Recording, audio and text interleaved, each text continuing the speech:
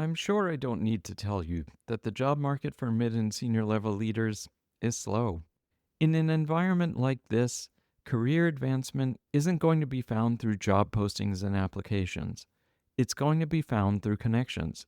And the only way to tap into those connections is by leveraging your existing network and then expanding it.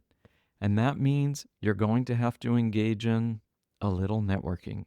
I feel like every time I say that word, networking, it should be followed by some kind of ominous chord. So many people I work with, and maybe you too, hate to even think about it, let alone do it. And if you're able to get over your initial fear of networking, then the guilt you're bound to feel when you actually start reaching out to people, it can stop you in your tracks.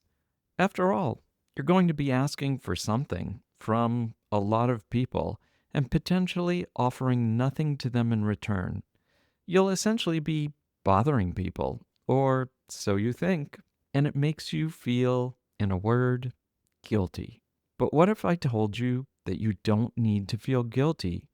What if I told you that you do have something to offer and that just by doing your networking and following through on it, you're going to be helping other people?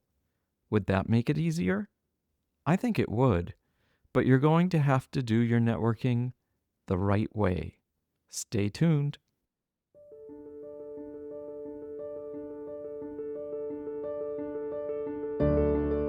I'm Doug Lester, an executive coach and career strategist to MBAs and ambitious professionals. I've worked one on one with well over 1,000 people, helping them craft compelling work life narratives and advance satisfying, meaningful careers. When it comes to your career and your life, if you don't craft your own narrative, then someone else might do it for you, and you might not like what they come up with. So let's work together on your narrative now. Before I started working with people on their careers, I was a recruiter at a top executive search firm. A professional networker, you could say. And at first, I also felt guilty about reaching out to busy, important people who weren't necessarily planning their days around hearing from me. But I got over it. And it was because of something I noticed happening again and again that completely changed how I thought about networking. If you do it right, when you reach out to people in your network, you're ultimately going to prompt them to reach out to people in their network.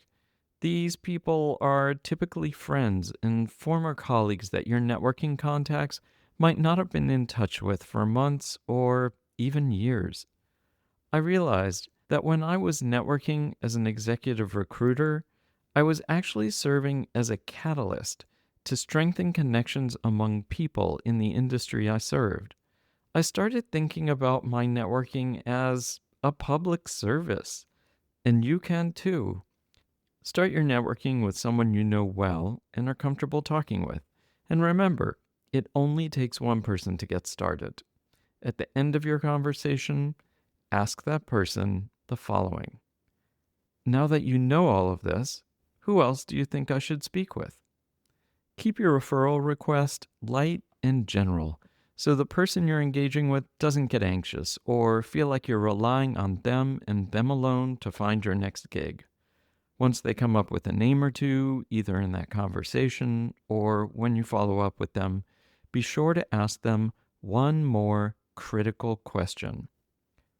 Would you mind letting them know I'm going to be in touch? Or if you're comfortable with it, you could introduce us via email or LinkedIn, and I can take it from there.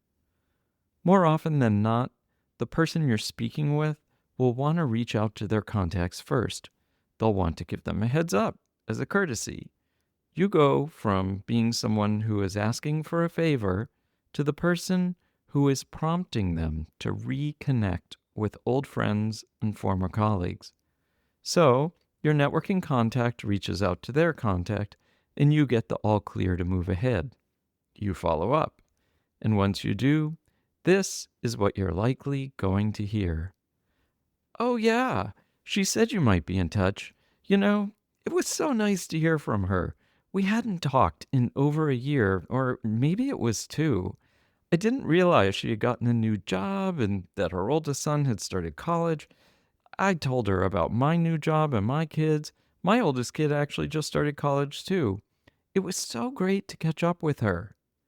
And that's usually followed by a warm and glowing, "Now, how can I help you?" And they really do want to help you because you've already helped them just by asking for an introduction. Without you, it might have been another year or two before your networking contacts were in touch again, or maybe never. You were the person who reconnected friends who had fallen out of touch. That's not something to feel guilty about. That's something to feel good about. Every time you reach out to someone and then ask for a referral, you're not just helping yourself, you're strengthening the connections between the people in your community and industry. Everyone benefits, including you. So the next time you're hesitating over a networking request, wondering if you'll be bothering someone, remember that you're probably doing them a favor. And by doing them that favor, you'll be absolved of all, or, well, at least most of, your guilt.